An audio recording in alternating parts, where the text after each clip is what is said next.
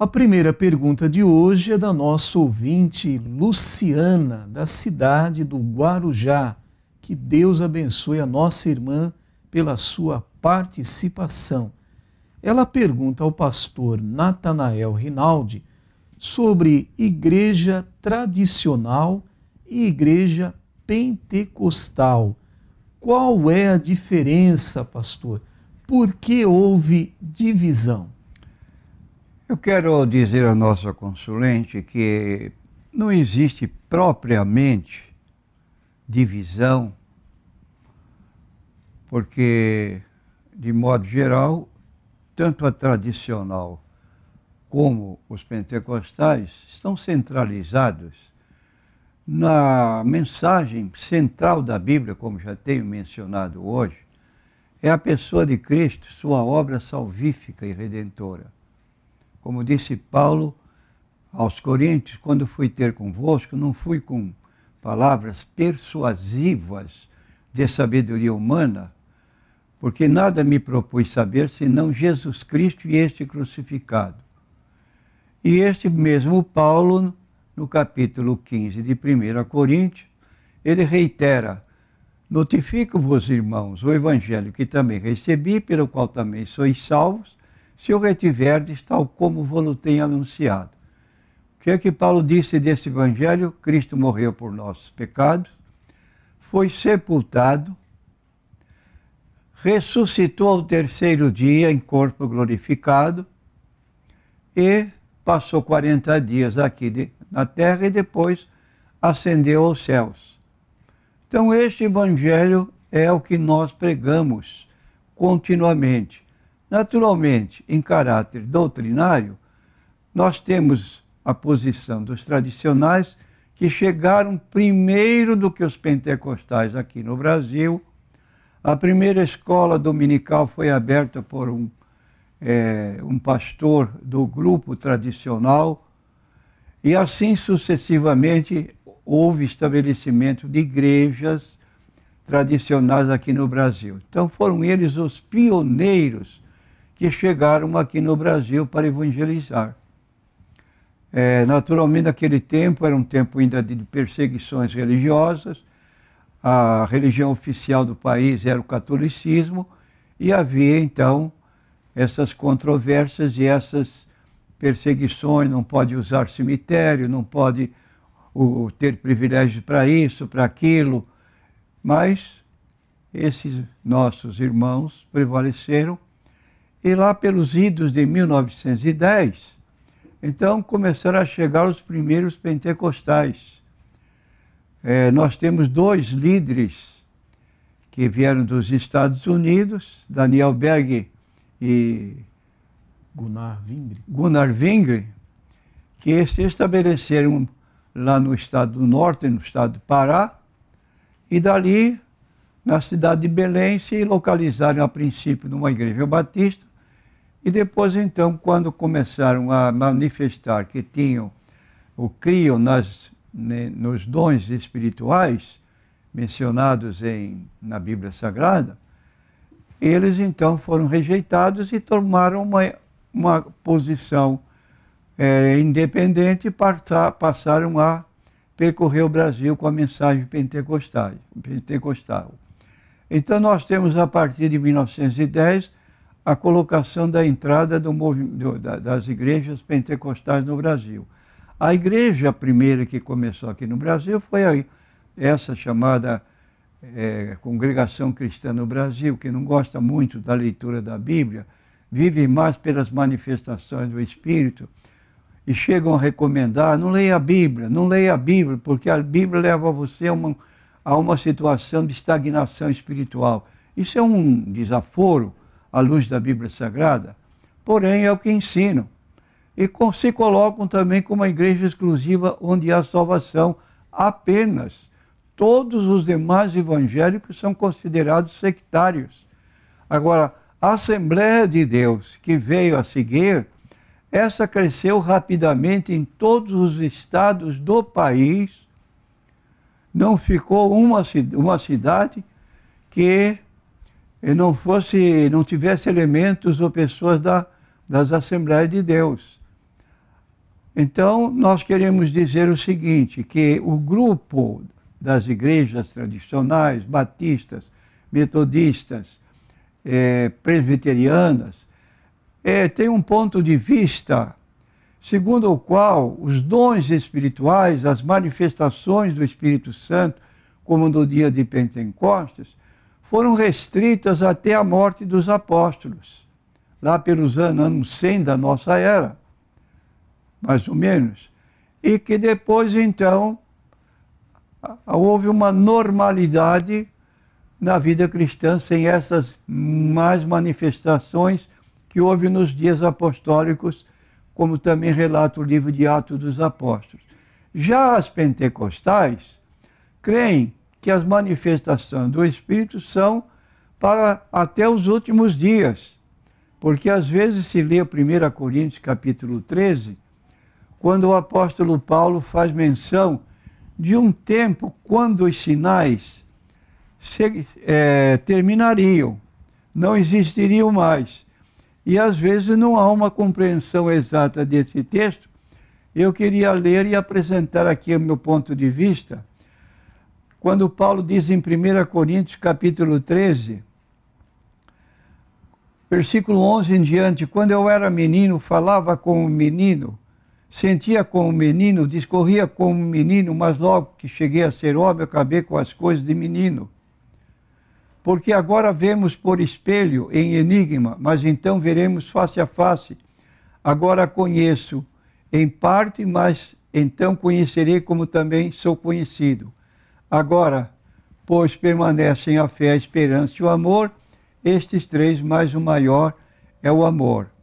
Repetindo ainda versículos precedentes, a partir do versículo 8 em diante, quando Paulo também diz, porque o amor nunca falha, mas havendo profecias, serão aniquiladas, havendo línguas, cessarão, havendo ciência, desaparecerá. Então, os líderes das igrejas tradicionais, eles usam esse texto do capítulo 13 de 1 Coríntios, versículo 8, o amor nunca falha, mas havendo profecias serão aniquiladas, havendo línguas cessarão, havendo ciência desaparecerá. Porque em parte conhecemos e em parte profetizamos. Mas quando vier o que é perfeito, então o que é em parte será aniquilado. Ora, aqui está bem claro que um tempo cessarão as profecias. Na mesma ocasião, as línguas também cessarão. E diz também, em terceiro lugar, que a ciência desaparecerá. Ora, se as línguas, se as profecias devessem cessar lá pelos idos do ano 100 da nossa era, a ciência também não poderia crescer, como diz aqui, e a ciência desaparecerá. Logo, nós vivemos em dias que a ciência tem se multiplicado de modo tão grande que nós não temos tempo de acompanhá-la. Então, por que a ciência está acrescentando, enquanto diz o texto que desaparecerá, como as línguas e as profecias? Porque diz aqui o texto, quando vier o que é perfeito, então o que ou é em parte será aniquilado. O que significa essa palavra, quando vier o que é perfeito? Fala da volta de Cristo. Se os crentes vão ser arrebatados quando Cristo vier, eles não precisam de profecia, de línguas para se comunicar com Deus, estarão no céu. Esta é a colocação bíblica que entendemos. Por isso não admitimos que os milagres que Jesus operou, as línguas, as profecias, como diz no capítulo 12 de 1 Coríntios, os 9 dons do Espírito que se manifestam na igreja dentro da própria vontade do Espírito Santo. Então nós cremos assim, eles creem diferente, não somos inimigos, não nos criticamos em nossas posições, somos convidados para pregar nas igrejas tradicionais, os pastores das igrejas tradicionais pregam nas igrejas pentecostais, essa diferenciação não nos tem atingido de modo que venhamos a nos colocar como adversários no mundo religioso. A próxima pergunta é NQI Mulher. A nossa ouvinte não quer se identificar, mas ela pergunta ao pastor: Pastor, qual a receita para este povo que está casando e descasando, pastor? É uma situação que vivemos presentemente, que nos faz lembrar de um programa aí da TV, em que certa pessoa, certo artista dizia: casando e descasando, casando e descasando. Aquilo não é uma invenção apenas, quer dizer, mas é uma realidade presente. Nós estamos vivendo nesse ambiente de casa e descasa. Hoje ninguém quase pode dizer-se, quando participa de uma cerimônia religiosa, como antigamente se pronunciava, até que a morte os separe. Hoje é diferente a forma de comunicação. Então, nós temos que dizer que é uma realidade e, a propósito, queremos dizer também que o próprio Jesus falou a respeito desses dias no capítulo 24 de Mateus, nos versículos 37 a 39, ele disse assim profeticamente: como foi nos dias de Noé, assim será também a vinda do Filho do Homem. Porquanto, assim como nos dias anteriores ao dilúvio, comiam, bebiam, casavam, davam-se em casamento, era um tipo de casa e descasa, até o dia em que Noé entrou na arca e não perceberam, até que veio o dilúvio e os levou a todos. Assim será também a vinda do Filho do Homem. E nós estamos vivendo neste ambiente de casa e descasa, que torna, sem dúvida, uma prova evidente de que a vinda de Jesus Cristo está perto. Então, a receita que indicamos para nossos ouvintes, que aceitem Jesus como Senhor e Salvador, para serem arrebatados para os céus. Capítulo 10 de Romanos, versículo 9 a 11, se com a tua boca confessares ao Senhor Jesus e em teu coração creres que Deus o ressuscitou dentre os mortos, serás salvo, visto que com o coração se crê para a justiça e com a boca se faz a confissão para a salvação, porque a Escritura diz: todo aquele que nele crer não será confundido. E eu quero então dizer para nossos irmãos, se você está entrando na onda do casa e descasa, cuidado, meu prezado irmão. Eu quero dar um testemunho com muita humildade que vocês ouviram aqui esses dias. Eu e a Paulina casados por 63 anos. É uma vida de uma pessoa, mas Deus nos concedeu essa graça de estarmos juntos durante todo este tempo. E eu recomendo para você, meu irmão, que é casado, recém-casado, viva em paz com a sua esposa, viva a sua casa em harmonia, combinem bem, não briguem, sejam testemunhas de Jesus para os seus vizinhos. E assim o Evangelho vai ser propagado com exemplos dignificantes que podem comprovar a virtude do Espírito Santo na vida de uma pessoa. A próxima pergunta também é NQI Mulher. A nossa irmã não quer se identificar, mas pede para o pastor falar a respeito do conjunto Voz da Verdade. Ela pergunta: pastor, eles creem na Trindade? O que eles creem, pastor? Seria correto os crentes ouvirem louvores deste conjunto Voz da Verdade, pastor? Eu quero dizer a nosso consulente que eu gostaria de estender um pouquinho mais este assunto. Porque o que eu tenho notado é que crentes, infelizmente, que não conhecem a Bíblia, não sabem fazer distinção entre heresia e doutrina bíblica, Existem 3 tipos de doutrinas: doutrina de Deus, doutrina de homens e, pior do que isso, doutrina de demônios. Doutrina de Deus está apontado por Paulo em Tito, capítulo 2, versículo 20. Sejam glória para a doutrina de Deus, quer dizer, exemplos da doutrina de Deus. Ele fala da doutrina de homens. Mateus capítulo 15, Jesus falou: atam fardos pesados sobre os homens e eles nem carregam com um dedo. Está também no capítulo 23. Para fazer um prosélito, ganhar adepto de uma outra igreja, eles correm aí a montanha para tornar aquela pessoa depois digna do inferno 2 vezes pior do que antes. E doutrina de demônios, como apresenta o apóstolo Paulo em 1 Timóteo, capítulo 4, versículo 1. O Espírito expressamente diz que nos últimos tempos alguns apostatarão da fé. E ficam crentes, então, escutando o rádio, e diz assim até para nós, com uma certa sinceridade, porém, sem medir o que estão falando: ah, pastor, eu passo o dia todo, 24 horas com o rádio no ar, ouvindo mensagens evangélicas. Meu irmão, caia na realidade. Hoje está se fazendo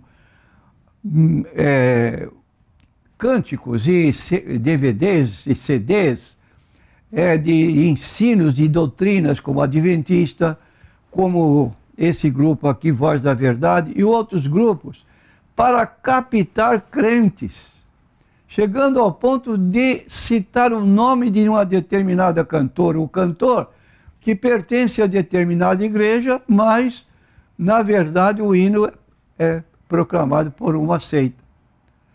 E aí está o problema depois na confusão, porque observa a letra do hino e a letra do hino não é baseada na Bíblia, é uma heresia, como o caso aqui desse grupo Voz da Verdade.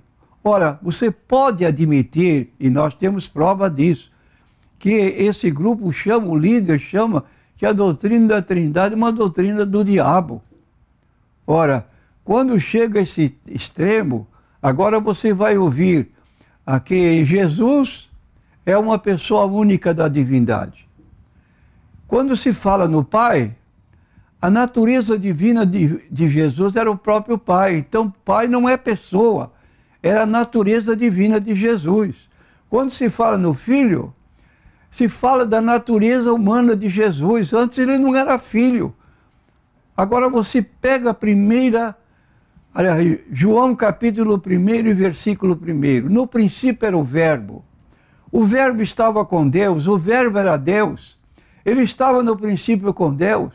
Então Jesus sempre existiu coeternamente com Deus o Pai. Como é que se vai dizer que o Filho não existia antes do seu nascimento? Logo, Jesus não era filho naquela ocasião. E depois que Jesus se tornou filho, quando foi para o céu e veio o Espírito Santo, agora Jesus é o Espírito Santo. Você crê nisso? É isso que esse grupo ensina. Jesus é a única pessoa da divindade, logo, ele passou um tempo sendo Pai, natureza divina dele, Pai não existe, passou um tempo sendo Jesus, Filho, como não existia antes, e agora ele é o Espírito Santo, porque o Espírito Santo foi o próprio Jesus. Então Jesus é o Pai, Jesus é o Filho, Jesus é o Espírito Santo. Não é isso que a doutrina da Trindade ensina. Cremos na existência de um só Deus, eternamente subsistente em 3 pessoas: o Pai, o Filho e o Espírito Santo. Estas 3 pessoas constituem um só Deus, o mesmo em natureza, iguais em poder e glória. Isso é a definição da doutrina da Trindade. Agora, então eu digo aqui para esta pessoa: não assista, não ouça estes hinos porque você está comprometendo a sua fé. Sua fé será uma Babel. Não sei no que creio, não sei nada da Bíblia. Não pode continuar assim. Tem que ser uma pessoa apoiada na Bíblia, que sabe citar a Bíblia, que interpreta a Bíblia. E você ouvindo o nosso programa, você vai aprender muita coisa.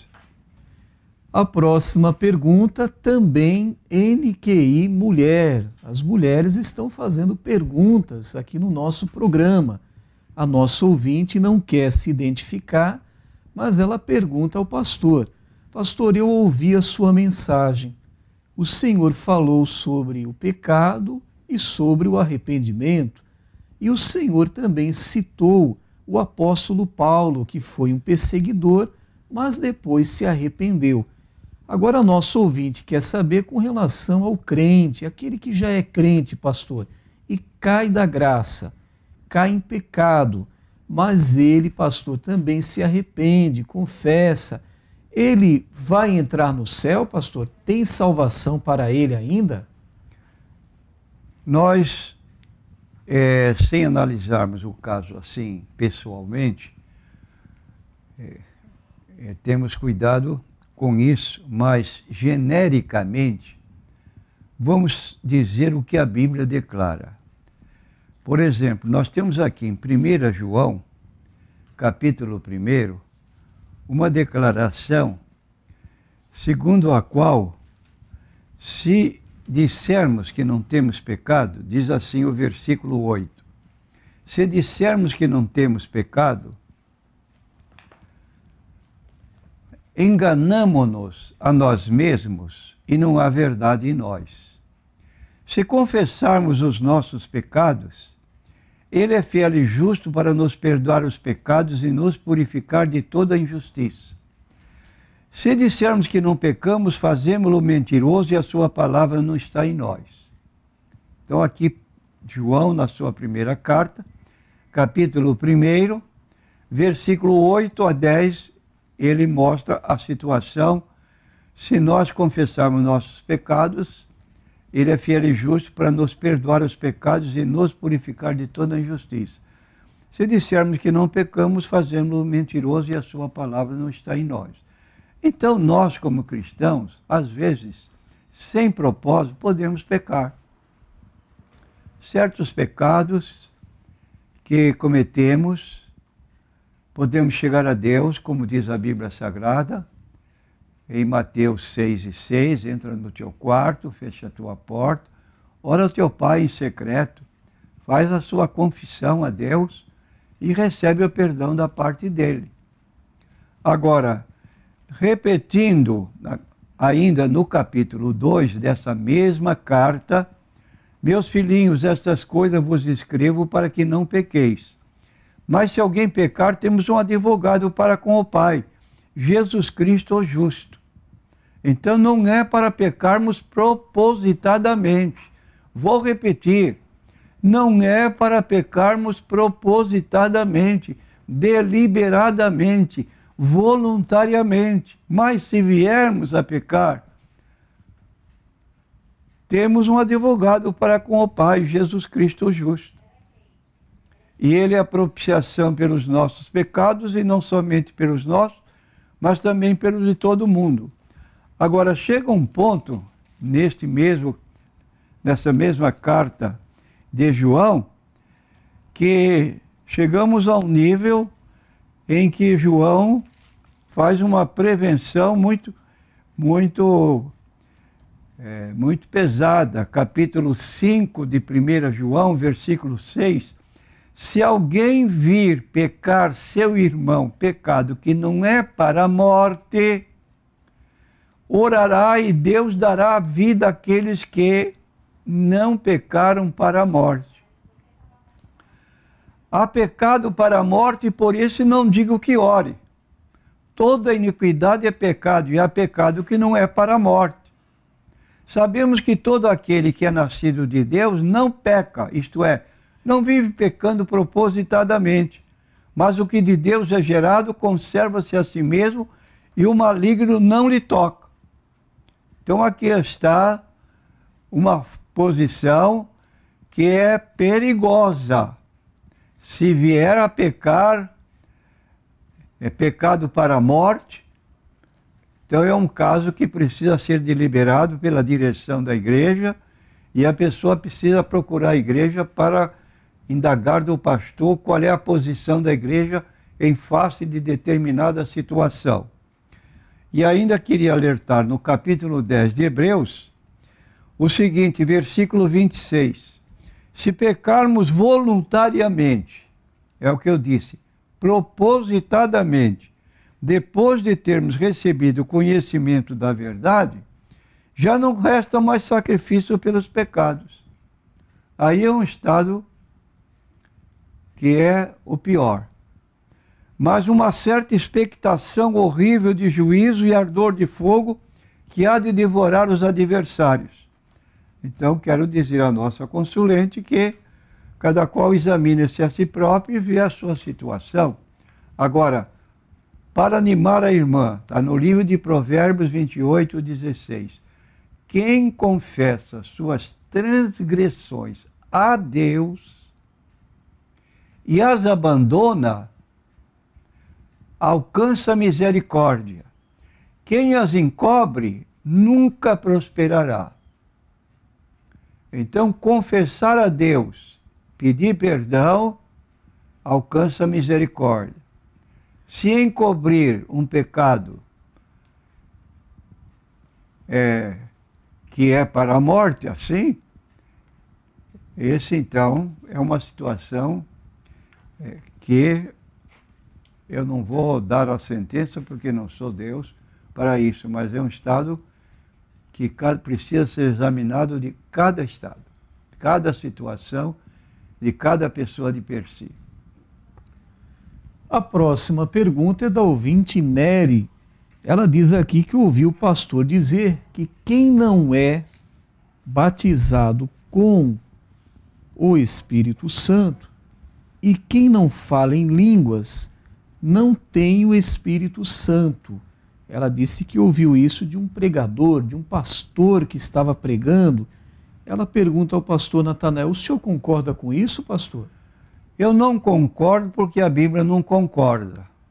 É preciso distinguir entre a ação do Espírito Santo junto à pessoa descrente, que ouve a palavra de Deus por 1, 2, 3 vezes, e ela sente o convencimento do seu pecado pela ação do Espírito Santo, conforme Jesus declarou em João 16, versículos 7 a 9, convém que eu vá, porque se eu não for, não virá a voz do Consolador.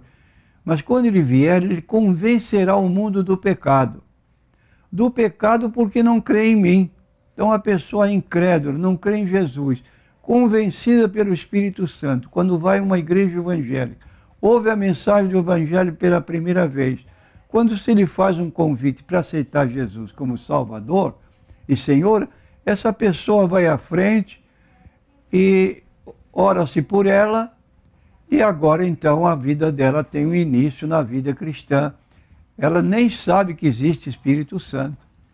Agora, outra ação do Espírito Santo apontada por Jesus, em Atos capítulo 1, versículo 8, recebereis poder, vou repetir, poder do Espírito Santo, ser-me-eis testemunhas, tanto em Jerusalém, Judéia e Samaria, até os confins da terra, e mandou os discípulos permanecer em Jerusalém até que fossem revestidos do alto.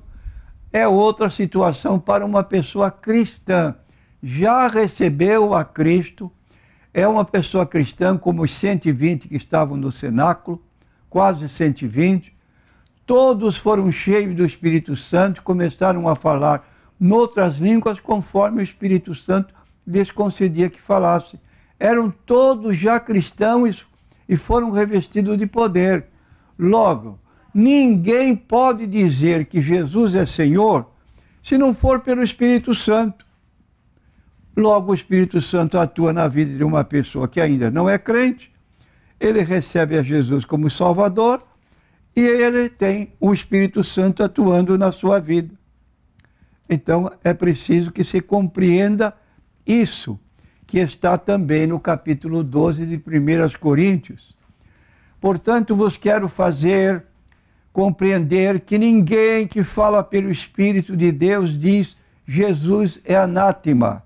E ninguém pode dizer que Jesus é o Senhor senão pelo Espírito Santo. Então há crentes não batizados com o Espírito Santo que são cristãos autênticos. Servem a Deus. Estão pedindo o batismo, mas não é por isso que deixam de ser cristãos.